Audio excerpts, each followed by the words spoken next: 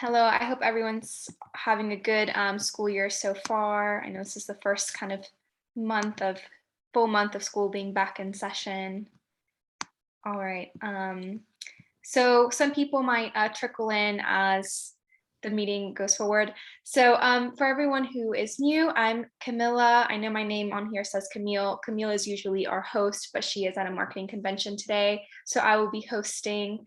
Um, some of you may already have attended a presentation with Paul Bemis because he's been at our town halls before and he has amazing expertise to share, especially when it comes to minimizing the risks of COVID in classrooms and educational spaces in particular. So thank you all for joining us today. Paul has put together a presentation, so I'm going to go ahead and pass it on to him and let him kind of introduce himself and talk about, just COVID safety. So I'll pass it over to you, Paul. Thank you, Camilla. Thanks, everyone. Thanks for joining us today. I have quite a bit of material here, so I'm going to go ahead and get on and get through it. But let me first give you a little bit of background on myself. I have spoken at your events before. My background is in engineering design. I have been involved over many years with the design of airflow, optimizing airflow in surgical operating rooms and semiconductor clean rooms and mission critical data centers. I am both mechanical and electrical and have been involved with the ASHRAE organization for many, many years. ASHRAE is the organization that ultimately ends up setting the standards for indoor airflow. And ASHRAE 62.1 is a standard that is geared towards the quality of air in indoor spaces. So I'm going to review some basic fundamental ideas and concepts here and hopefully find it to be educational. This presentation was done for some folks that I think would be appropriate here as well, this idea of proper ventilation. We did this for some other schools in the public sector. And you know, the issue in this space is that the microbiologists and the virologists always get to the point where they say, yes, it's airborne. Yes, it's a pathogen that is airborne and it's transmitted by the air. And what you need is good ventilation. but they don't define what good ventilation is. So this presentation is meant to describe what good ventilation is and take it from the microbiology sort of a point into the building itself, where we are experts and talk about getting ventilation in the environment and how you achieve that. So what ventilation means, what they're talking about is getting the old stale air out of the building and replacing it with clean air. And clean air needs to have a sufficient oxygen content and also a low particle count. So particles are really important, especially right now, because these pathogens are hanging around very, very small particles. There are two measures of particles, generally speaking. This is coming from, for example, the CDC and others. They categorize them in two broad groups, PM 2.5 and PM 10. PM 2.5 are the really, really small ones, and these are the ones that are most dangerous because this is where COVID tends to hang out, as does many other pathogens as well, including MERS and SARS and the common cold, and also asthma. It's a major trigger for asthma and allergies. So 2.5 is a tough one, a really small one. PM 10 is a little bit bigger. Those are the ranges here that you see that I'm pointing at for healthy. You want them to be in the 0 to 12 range. On PM 2.5, you can get up to about 30, 35 without it being too bad. The unit of measure is microgram per cubic meter. So this is the important one, is PM 2.5. It's the one we focus on the most. CO2 is another indicator. This is related to the amount of oxygen. It's a proxy for oxygen in the room. As we exhaust as humans, we exhaust CO2, and if there's too much of it, cognitive response and behavior will decline, and those studies have been confirmed and shown by the CDC and also the EPA. So you want fresh air in the room, and you want to monitor these. It's important to know where you stand in these topics, and the good news here is that the cost to monitor CO2 and PM 2.5 is declining quite rapidly, and you can generally buy a monitor for less than $100 that'll allow you to get at least some feel for what's going on in your indoor environments. I think eventually it will become required that we understand what these numbers are, and they'll be monitored and tracked, but they are not today. There are no standards, by the way, for indoor air quality at all in the United States. We have an outdoor air quality standard set by the EPA many years ago, but there's no indoor air quality. We also hear this term air change rate. So air change rate refers to how often the air in the room is exchanged. It can be exchanged a couple different ways. I'll define that for you more rigorously. But there is a difference between recirculated air and fresh outdoor air. Recirculated air, you can clean it and you can filter it, and that will reduce the probability of pathogen transmission. But to get the carbon dioxide down, the oxygen up, you also need to contribute fresh outdoor air to the environment. This is a little bit about size. Size of these pathogens is important. This is a human hair here, and human hair is generally about 70 microns in diameter. And you can see the size of these little virus elements, like influenza, 0.1 micron. SARS-CoV-2 is 0.12. Rhinovirus, which is responsible for the common cold, is 0.03. So these things are very, very small. They don't travel alone, however. They tend to attach themselves to other elements, most notably water. So as we breathe out, if we're sick and we breathe out, the little virus components like these will attach themselves to water and float.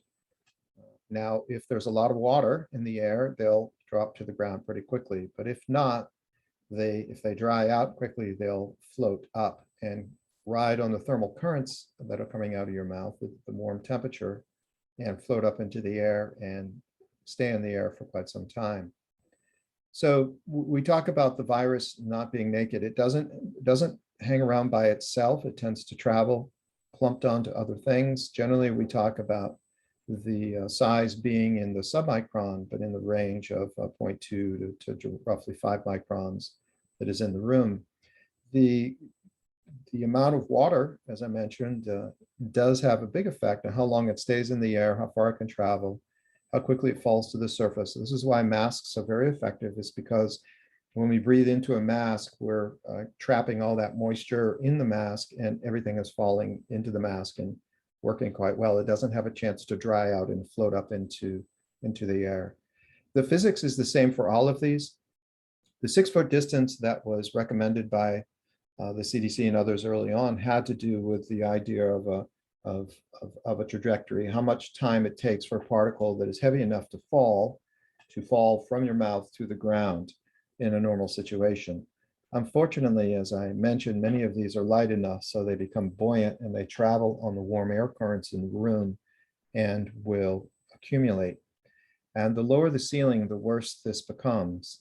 So it's very much like smoke. If any of you remember smoking in the days when people would smoke in rooms, that smoke would come out of your mouth and would rise up and hit the ceiling and eventually come down in the room and make the whole room gray. Same exact physics here. The particles are smaller than smoke, but the physics is essentially the same. So as I mentioned, humidity makes a big difference. As the humidity drops, the size of the particle becomes quite small rapidly. Here I have relative humidity on one axis and I have final diameter on the other, and you can see that it starts off pretty large and then drops really quickly based on humidity. This is one of the major reasons why there's more transmission of common cold in the wintertime and the flu than there is in the summertime, because the humidities tend to be lower in the wintertime, particularly in cold climates.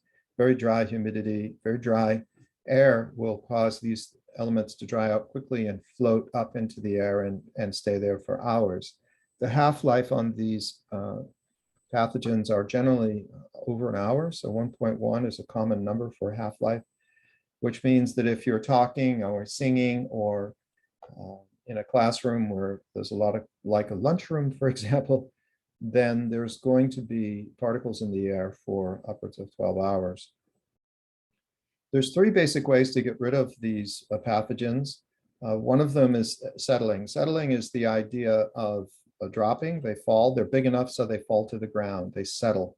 So this is a result of size. And for example, if you cough or sneeze, the bigger particles will drop fairly quickly really within 3 feet, they'll drop to the floor. The other way to affect the situation is ventilation. This is getting new air in and old air out, so you're ventilating to the outside. This works fairly well, but doesn't always lend itself to the environments that we're in. We're in the Northeast, for example, here, and so in the wintertime, it's simply too cold to be able to bring in a bunch of cold air. In the summertime, we suffer from the other problem where the humidity is so high that it's difficult to bring in a bunch of air. So ventilation works, but HVAC systems, it's not unusual that they only bring in 15 or 20% on the best of cases. And the rest of the time, they're just recirculating air inside the room. Inactivation is the idea of killing it. You can kill it a couple different ways. One is filtration. You can trap it and put it in a filter. So we recommend HEPA for that, HEPA filtration for that. And I'll talk more about why. You can also inactivate with other mechanisms such as UV light.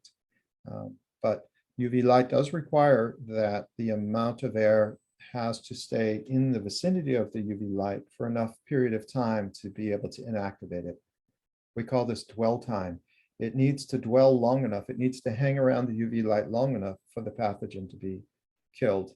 And this means the air moving by it has to be fairly slow, and that you need to get all the air to it that's in the room. And we'll talk more about that in a moment. So you see here that the half-life, as I mentioned, 1.1 hours.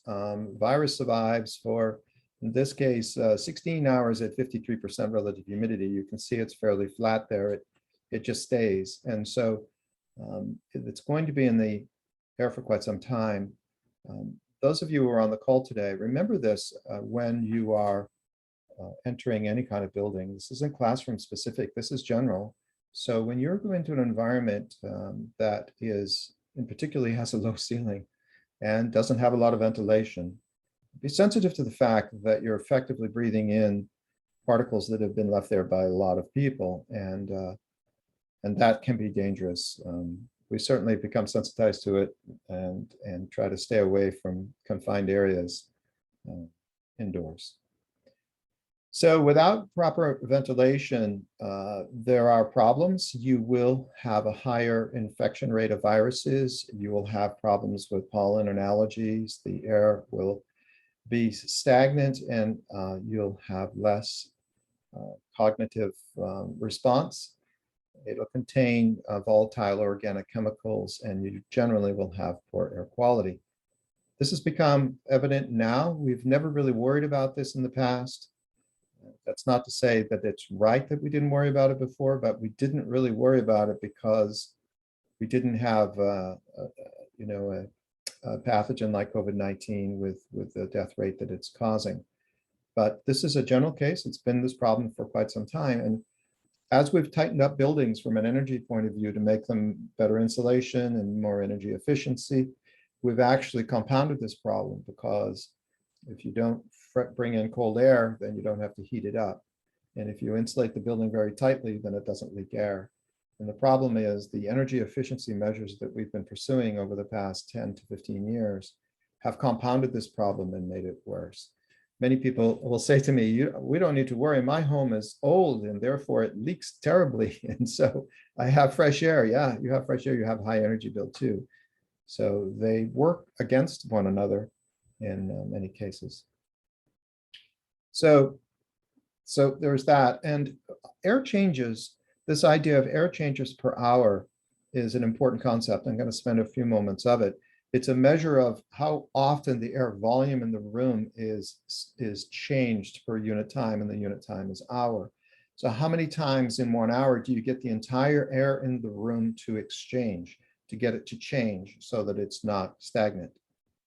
Now, the first way you determine this is you measure it, and you measure it with this device that they're showing here. This is clear plastic, so you can see the inside of it, and it goes up over the vent. In this case, it's probably a return vent, and it's got a fan in it or a measurement device in it. And this person is measuring the amount of air going out in this case, or in, I can't quite tell. You can do it either way. And so you measure that, you convert it to how much is going to do in an hour, and then you divide it by the volume of the room to determine the air change rate. This has become important because in order to get fresh air in the room, we need to know where the air is coming from, how much of it is coming in, how much of it is going out. So you just measure the room, the length, the width, the height, and then you go ahead and do the calculation. Now, these calculations, one of the offers we made, and we make it to you as well, one of the offers we made to the school system in the state that we come from is that we will help you do this work. If you wanted to make this a science project in your own community, in your own school system, we know how to do this and can support you in doing it. It's not that hard to do, and provide some basic instrumentation or show you where you can get some basic instrumentation to determine it. As you are well aware, there's a big focus on STEM, science, technology, engineering, and mathematics. I can't think of a better example of a STEM exercise than actually determining what the change rate is in your own environment and determining whether or not you have fresh air. It's fairly straightforward. You just measure it, divide by the volume in the room, and come up with a change rate. So you see here is a little school room that I've got 22 by 29, 9-foot tall, and then you measure the amount of air coming in and determine, therefore, what the change rate is. Now, having that knowledge is important, but also it needs to be clean air. And this is one of the issues, is just because the amount of air coming in is a certain volume doesn't mean it's fresh. In many cases, it's just recirculated and there's no fresh air coming in at all, because HVAC systems in general have been built for thermal comfort and not for the mitigation of airborne pathogens. So HVAC systems are not geared towards pathogen mitigation. They were not built to do it, and they don't do it particularly well. Having said that, you can do some things to your HVAC system to improve the situation, and I'll go over those here. One of them is bringing in more outside air. Most air conditioning systems, if they're anywhere near new, if they've been built in the last 10 years, they will have the ability to bring in outside air. They mix in some outside air to them. And that's the outside air flow rate, cubic feet per minute times 60 divided by volume. We give you the fresh air change rate. And that's really what you're looking for, is how much fresh air is coming into that environment. Recycling existing air is good because it passes through a filter, I hope, and the filter is helping, I hope, depending on the filter. But you also need outside air to get that carbon dioxide out and fresh oxygen into the environment. So the amount of clean outside air is important. Now, this also assumes that the outside air is clean, and that's not always the case either, particularly in California, Northern California, and now it's drifting everywhere. We see it here in my state of New Hampshire. We're seeing the particles in Salt Lake. I don't know if you saw the picture in the New York Times of a picture of downtown Salt Lake. You can barely see the State House due to poor air quality. So you need to understand how much is fresh, and then do that same calculation. Outdoor air measured, they usually supply it to you in cubic feet per minute. You can get this from the manufacturer typically. You can find out how much fresh air is coming in, and then multiply it by 60 to make it per hour, and then divide by volume. This is ASHRAE. This came from 62.1. And again, I'm referencing ASHRAE specifications here. And what they're recommending for school classrooms is 5 to 6 air changes per hour. But depending on the volume of the room, that can be a lot. Offices are a little less, restaurants, dining. Be careful of these when you go out to dinner. Be careful to make sure. Restaurants are notorious for having poor indoor air quality. I know this, I measured them. Operating room is very high, but they use HEPA filtration. So generally they're in very good shape. And capacities, generally, this is the amount of air required for each person. Normally in a classroom, you want about 10 cubic feet per minute of fresh air. It's a nice round number to think about, 10 cubic feet per minute of fresh air. You need it a little less in an office, but it's not bad to have more than enough there. This particular chart came from the T.H. Chan School at Harvard, their School of Public Health. And you can see here their talking about the same thing. Now notice there are three things that they talk about. First, increase the ventilation rate. Try to get as much air as you can into the environment, fresh, preferably. Number two, increase the efficiency of the filter. This MERV is a rating number. MERV stands for minimum effective rating value. The bigger the number, the better.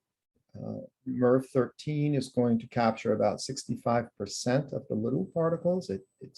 It's not perfect, but it's better than mostly.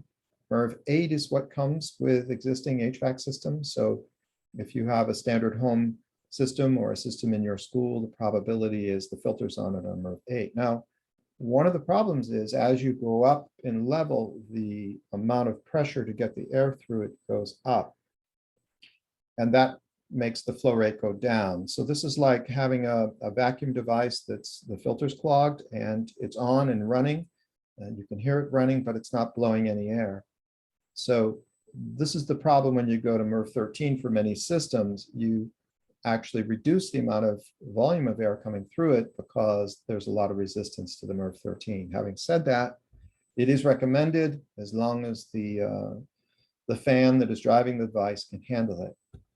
And then there's this portable, supplemental portable air cleaners. This is important.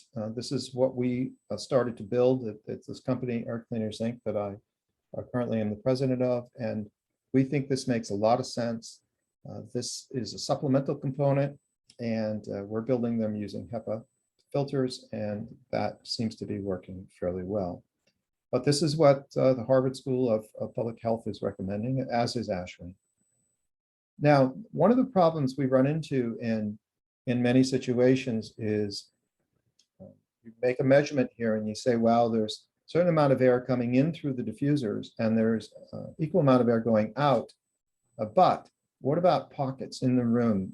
Did it get the whole room? And I'll tell you, having been involved in this business for a very long time, that it is unusual that all the molecules in the room make it to the return diffuser, because the placement of the diffusers in the room make a lot of difference. That it's sensitive to that.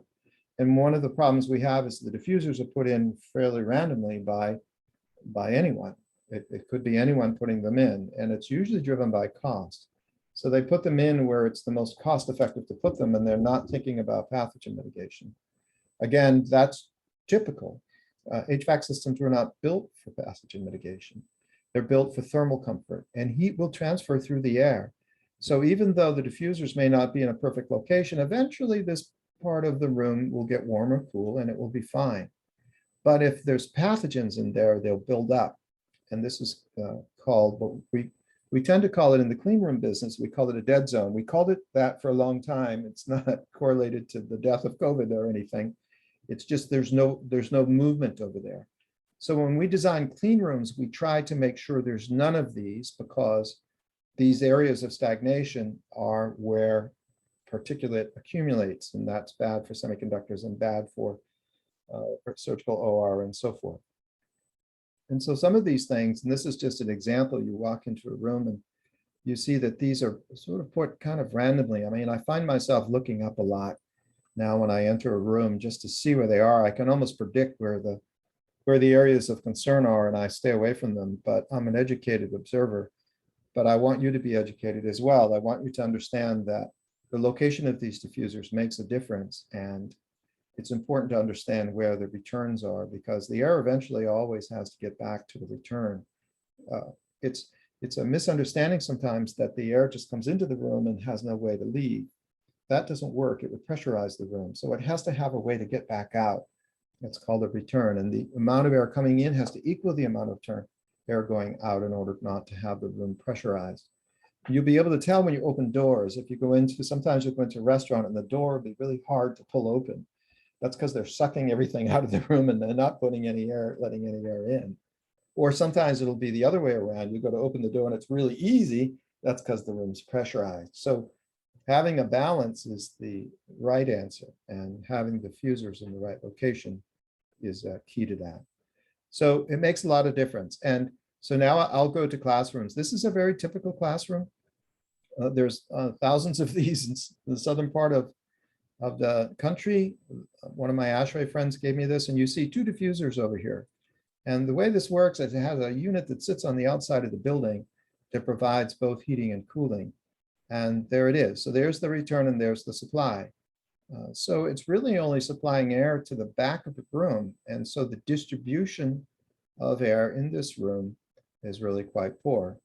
And now if you take a look at it and you measure the size and the capacity of that system, it has, and you can get this from the manufacturer. You can just look the unit up, take its model number and go right to the internet and you can get these numbers. You can measure the size of your room and the ceiling. You can, of course, you know the number of students. So you can figure out the size and the number of change rates. This one has a total of 9 altogether, but only 1.5 of outside air. So right from the start, it's below the specification that has been recommended for the mitigation of airborne pathogens. So these are in trouble just from the numbers by themselves. But it also assumed, even if the 1.5 assumes perfect mixing in the room, that all the molecules make it back to that return, and they don't. So we did a model of this just to show it. Again, this was a colleague of mine who's actually on the epidemic task force for ASHRAE, and he's from South Carolina, and he told me over 1,000 schools are built just this way. They have a supply vent at the top. You see down here, if you're looking at the side views, a supply and a return. And so what we did is we made an assumption here, and I'm going to open this up so you can see it. This is a 3D model, and I'm going to have to drag it over.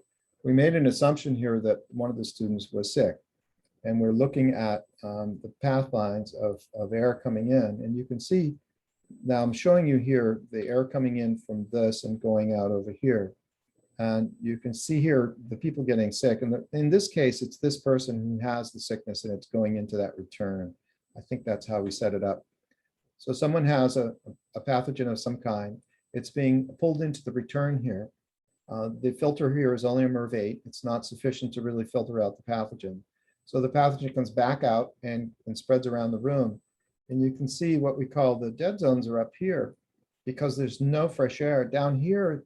And so red means that they're getting more exposure than the green.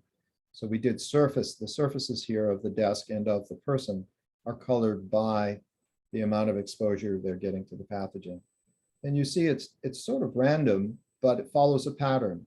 The pattern here is that the air comes in and it creates this big round loop, and therefore low pressure, just like a tornado, the low pressure is in the center. So there's the center of the loop right there, and you see the pathogen washing over all those people and potentially getting them quite sick. So the distribution of air in the room is important, and that has not been taken into account really by anyone prior to COVID-19 because it was never really an issue before. And now it is an issue. So here's a video of this person again with the pathogen, and it's just going through the system, and you just can watch the amount of accumulation of pathogen in the air as a function of time. This is a mathematical model that shows you the accumulation over the period of about an hour.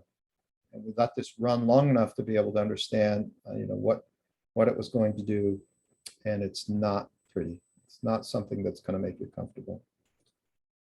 So you see here in the first 2 seconds of operation, you're getting some back through. After 30 seconds, it's starting to flood the room, and there's 2 minutes, and there's 20 minutes, and there's 40 minutes, 30 and 40 minutes. It just accumulates, increases by a factor of 3 over a 40-minute period. Within an hour, it's at 360% increase. Now, in this image, you'll notice the desks are blue. In this image, we put 2 of our HEPA filter units in the room, one in the front. I'm going to show you this in 3D as well because it's easier to see So here you see there's one on the desktop. I'm not sure exactly why we did that, but we did. We put one up front and we put one in the back. So these 2 units are producing HEPA clean filter air. So these are very, very clean, cleaning the air down to 0.1 micron and lower. You notice all those desks are now blue. So local HEPA filtration is supplemental. It it helps. It helps a lot because it gets those little tiny particles out of the mix and reduces the overall concentration of the pathogen. And you can see here it's gone to near zero compared to where it was before. So this is a model, but we also have measured results of that as well. So with building, if you're lucky enough to be in a building with an HVAC system exists, and I know many of you are not, but if you are, then they should be tested. A TAB is a test air balance technician. That's what TAB stands for. Testing, adjusting, and balancing. They come in and they make these measurements to determine where you stand with respect to refresh. They generate a report and can tell you that. I can tell you that it's not done very often, but generally it's done when a building is commissioned. So the process of creating a building is that you build a new building, you put in the system, and then you have somebody come and make sure it meets the specifications that it was supposed to be met by the people who designed it. But I will tell you that it's never done afterwards. In my state, I don't know where you all are, but in my state, we have something called the New Hampshire State Inspection for Automobiles because we have a lot of salt and rust in our automobiles. So every year we have to take them in and make sure the car is safe. Not done for buildings. So we're in buildings, and we have been in buildings for many years, and the probability that anybody's ever tested these buildings to actually know what's going on in them is low. I can tell you this from being a professional in the industry and knowing test and balance people. It's very rarely done after the initial commissioning. So for many of us, we don't really know where we stand in terms of these. That's why it's a great exercise for the student as part of some education in the area of science and engineering. They do get out of balance over time. The units degrade, the dampers get set wrong, the flow systems, the electronic systems that are used. Remember, most of these things work off a thermostat, and that thermostat is controlling based on temperature. Now, that's not perfect because when the temperature doesn't call it for it to be hotter or colder, there's no airflow at all. So you got that problem. But furthermore, they often drift. They're out of specification and they're not really working well at all. And so it's not unusual for the systems to be way off. And also the outside air dampers, OA stands for outside air. So they often get to the point where they're inoperative. They either don't open or they don't shut properly. So someone needs to take a look at those and make sure that they are opening up to let the outdoor air in. And it also here, MERV 13 should be installed, but this slide is saying, yes, ASHRAE recommends it if your system can handle it, because the higher the MERV value, the more efficient, but the higher the resistance, and it will reduce your overall air change rate and make things not necessarily worse, but certainly not to specification. So these things need to be looked at. They need to be adjusted. Having professionals do this is the right thing to do.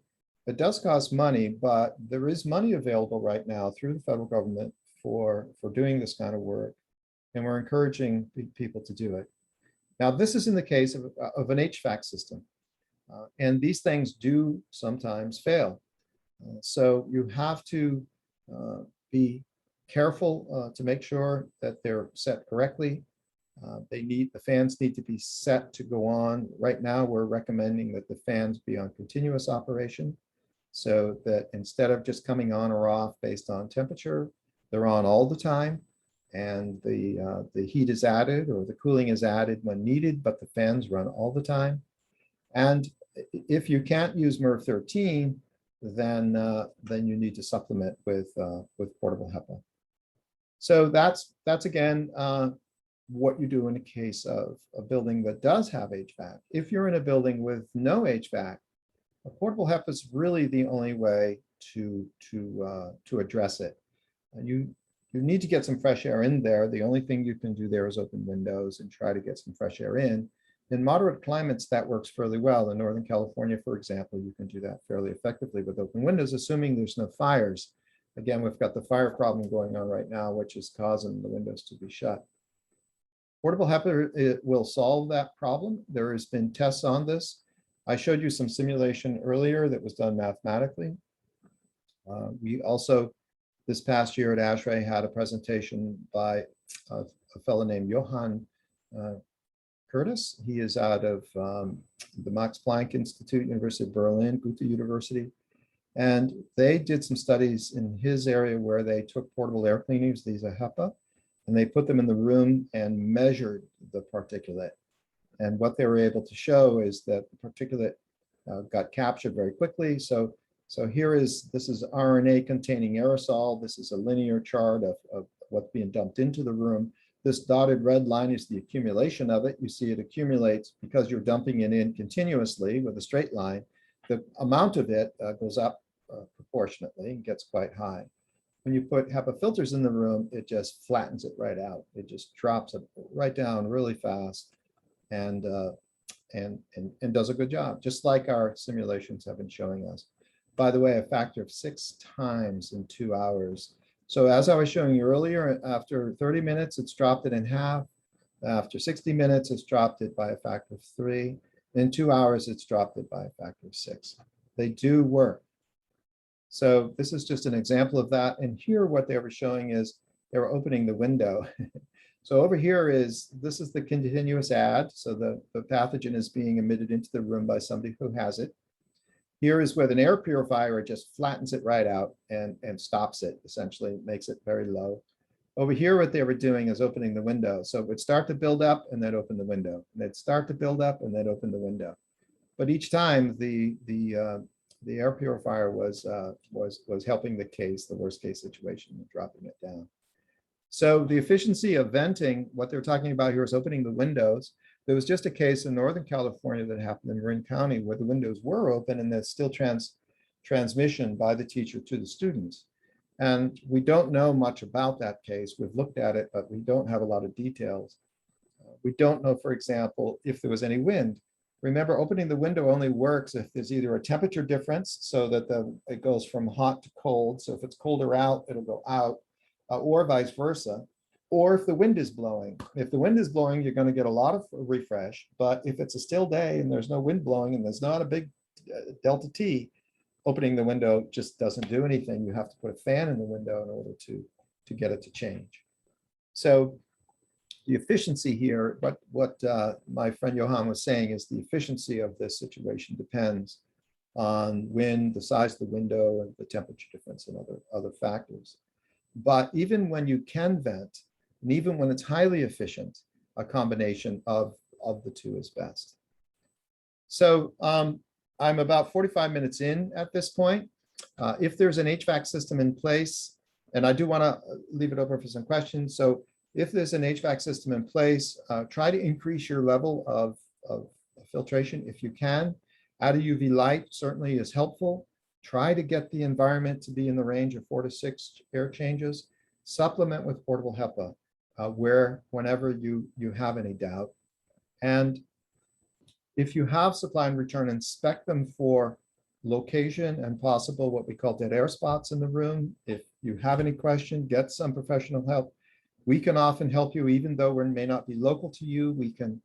You can take pictures and make some measurements, and we'll certainly help you try to understand what's going on. We can model it. We are modelers, and we understand the science pretty well, so we are a resource for you. And if you have no HVAC system in place, determine if you can get air into the room and if you can get it in there effectively, and then supplement as needed. So we've talked today about what we call typical rooms. These are classrooms and office spaces and so forth.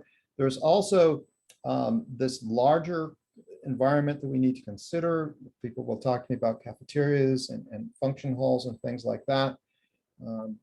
And following these recommendations will not protect you from things like direct transmission. If someone sneezes directly on you, that's a problem. So we want to make sure you understand that it's not a cure-all for everything.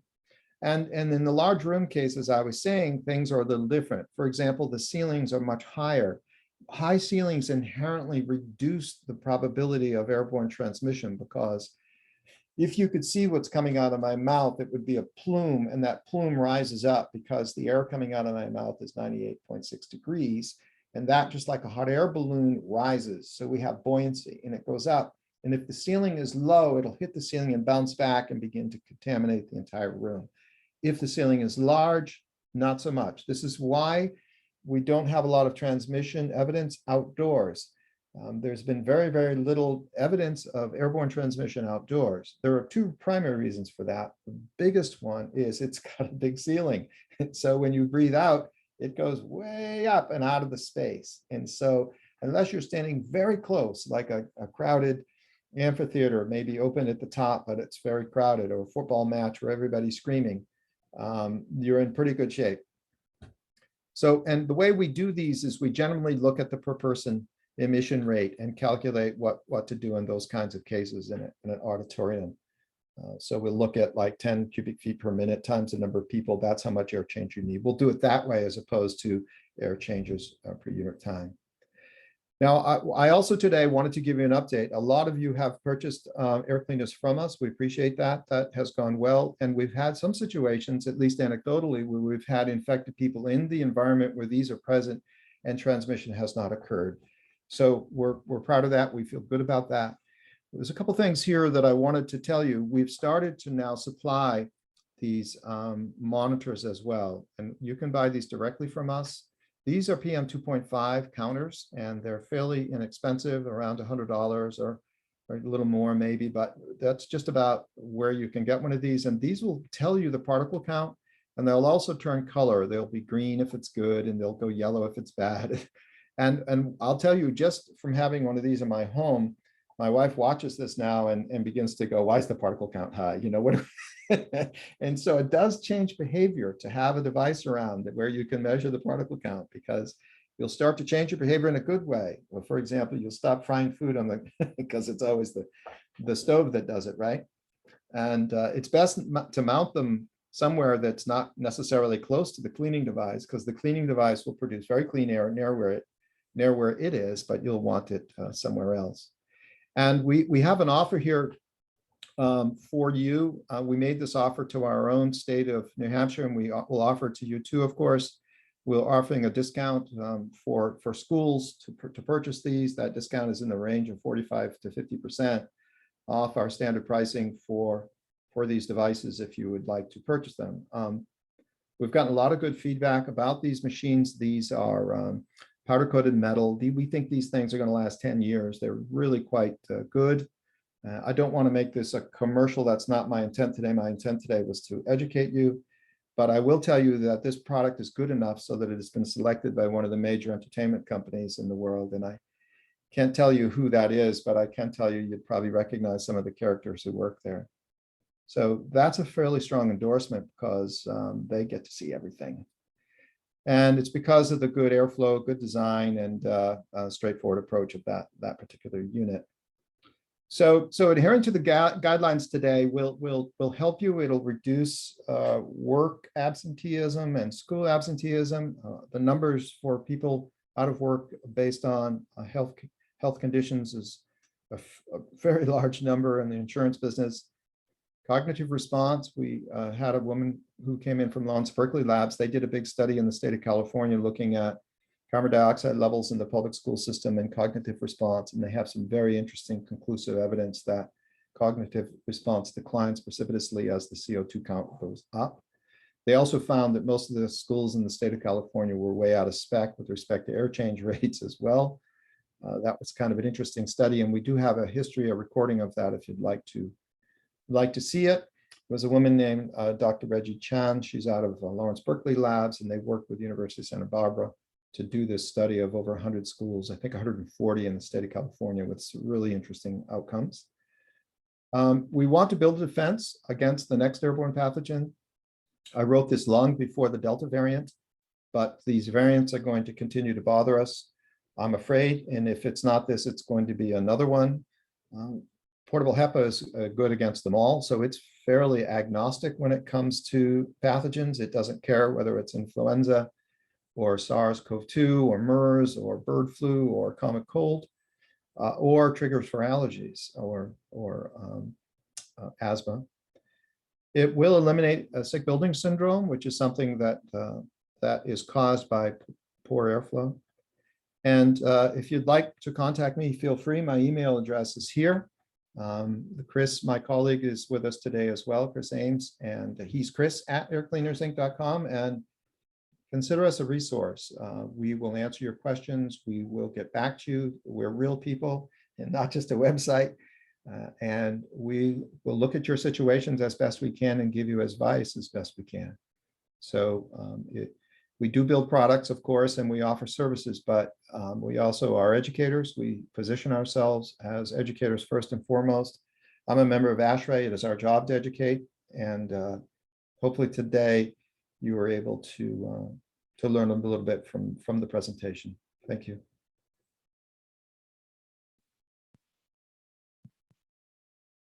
Thank you so much, Paul. We have a question from Jillian. I'm not sure if you already answered this one or not, but she asked, how long does the air need to be under the UV light? I guess it depends on the volume of the air. It is proportionate to volume. So the way that works is that you have to have enough dwell time. So it's not a fixed number. It is a calculation that's done depending upon the amount of air going by it. So you can imagine the larger the amount of air, the more irradiance you need on it. There's a calculation that you have to do. And by the way, one of the issues people run into is making sure that calculation is correct. That's a design and implementation point of view. So I can't give you a single number on that, but I can tell you that it's important to make sure that the air is going slow enough so that the amount of radiation that's coming is able to dwell, that's the term they use, dwell long enough on the pathogen to be able to kill it.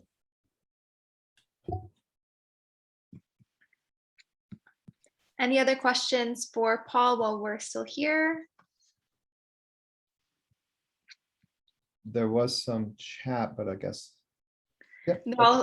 They're all saying thank you for your wonderful presentation, Paul.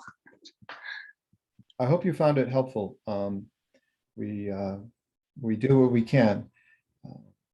There's money to do this as well. It does take some writing of grants and so forth, but oh, placement. They asked about placement. Any recommendations on where to place? You know, central is best, but I always say put the air cleaners where the people are. You know, put them where the people are, because that's where the concentration is going to be. In one sense, it doesn't really matter, because units like ours are going to purge that whole room no matter what, because the way we've built it is the exit velocity is very high, so it purges the room very quickly. By the way, that's not true for many, but it is for ours. So for ours, it's a less sensitive to location. Some people put it on the wall on a shelf. Some people put it in the front of the room, some in the back, but it's most important that you have one. Central is probably a general thing that I would say, as centrally located as you possibly can, but also put it near where people are. Will you be able to share a link for information on writing and applying for the grants? I don't know. Chris, do we have a link for, you know, the way the money is flowing from the federal government is down into the state, and then the state distributes it. So that's called ESSER money or along those lines. And to be honest, we're not experts at finding that money either. I think it's going to take a little bit of work to find that.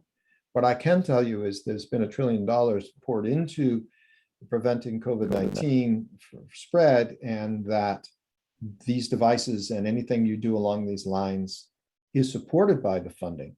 I do know we have libraries that are getting these devices, and we do have schools that are getting these devices. I do know that it can work, but I don't have a link in general.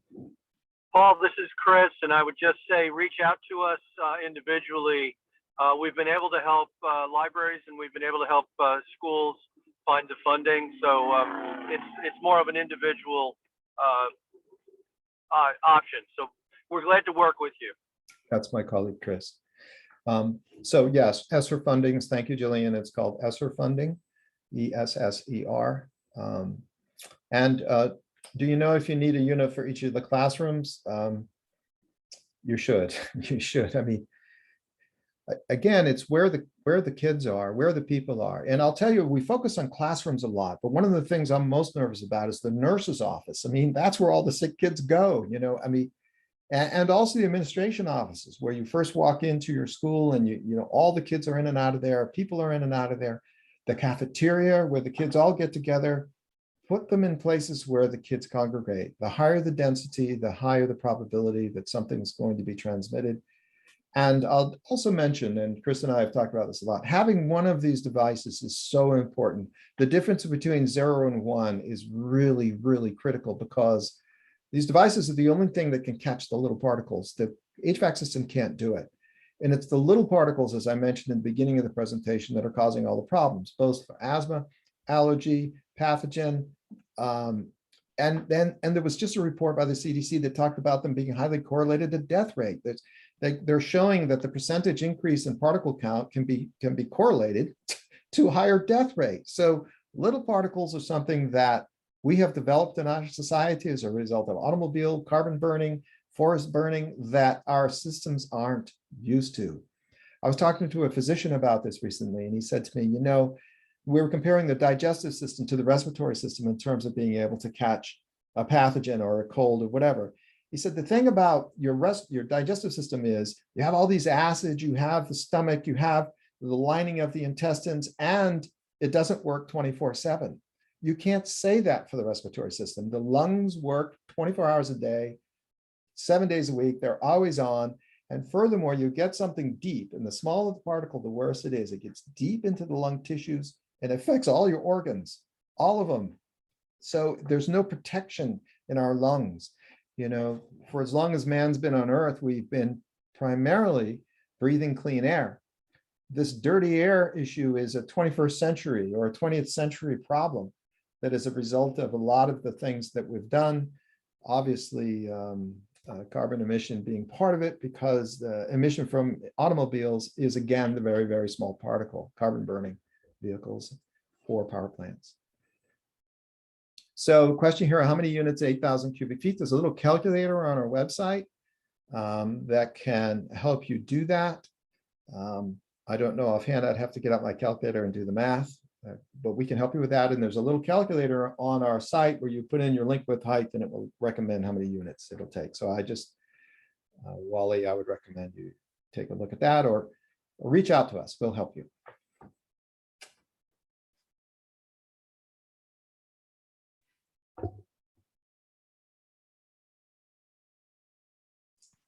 One other one here, we focused on air exchange rates.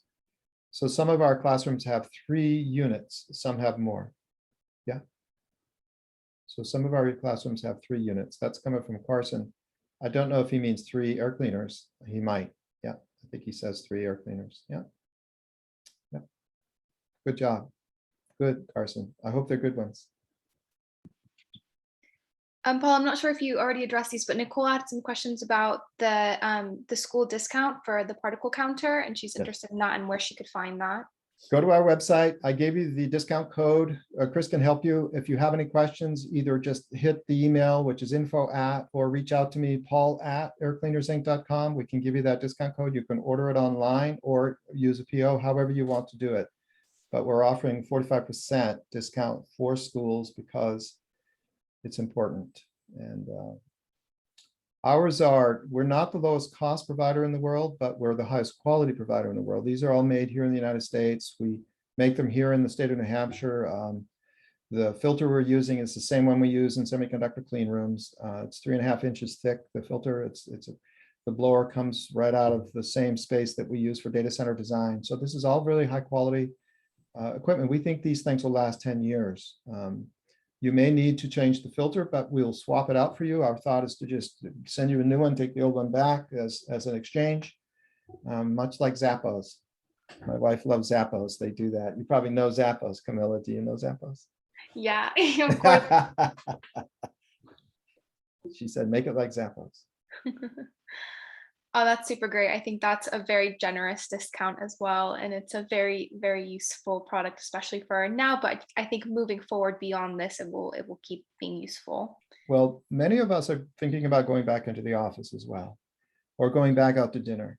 we're thinking about getting back to real life. That's what we want to do, is get back to the way it was. It's important that someone cleans the air, and don't be afraid to ask them. I wrote an article yesterday in the paper. Would you eat from a complete stranger's plate? And I'm trying to be provocative in the title to try to get people to think about the fact that when you enter a room, you're breathing the air of everyone that's been there over the past 12 hours. And hopefully they don't have a pathogen, unless the air is being cleaned or something's being done. You're eating off their plate. We wouldn't normally do that. We are all sensitized to that. We all are germaphobes, but you can't see this. It's invisible. So what's in the air matters. And as I mentioned to you, if it's really small and getting into our lungs, we have no defense against it unless we wear masks the rest of our lives. And that's not something, it's fairly difficult to have a nice dinner with a mask on, as you well know. Yeah. So thank you so much, Paul, for your presentation. For anyone who may have joined us a little bit later, the recording will be up for you guys to reference. I know that Paul also shared some great information on his slides, so you can always go back and look at those formulas and things like that might help you kind of figure things out in your classroom environments. One more thing I want to mention before we kind of wrap up is that this October, for all of you who are joining us who are Montessori Thrive members, we are doing another Montessori parenting series. So this is a parent education series that we're doing for the whole month of October. We'll be meeting every Wednesday night. We've got 4 incredible speakers who are going to be teaching your parents about parenting the Montessori way. They'll be taking questions and giving great presentations. Information for that is already on Montessori Thrive. So if you want to get your parents involved in that, it's basically like free parenting classes for them. So you can go ahead and download that information on Montessori Thrive, or you can email me if you have any questions. I'm going to drop my email here as well for you guys to reach out. But we hope to see our parent communities there. We've got some great speakers. Our speakers for this session are Pamela Green, who's going to be talking about Montessori from the beginning. We have Mary Lou Cobb, who is a very incredible member of our community, who's going to be talking about tantrums and defiance to your parents. And let me tell you, Mary Lou always has incredible stories to tell, and she's just amazing. We have Katie Padiak to talk about defining your child's role in the family, how to add opportunities for independence and allow your child to contribute in the home. And we have Sean Edwards, who is an emotional intelligence coach, and she is trained in positive discipline, is going to be talking about that with your parents. So if you don't want to worry about parent education this year, we can take that off your plate. Next week, we have a great speaker as well, who's going to be talking about Montessori touring strategies. She's implemented some new touring strategies in the past year, and she'll be talking about that, as well as how you can build community from the beginning. So the second that a parent walks in for their first tour, how you could start a strong relationship with them from the beginning. So we hope to see you back next week. And thank you everyone for joining, and thank you, Paul, for his wonderful presentation. thank you, Camilla. Have a nice night. Thank you, everyone. Everyone have a great afternoon. Bye now.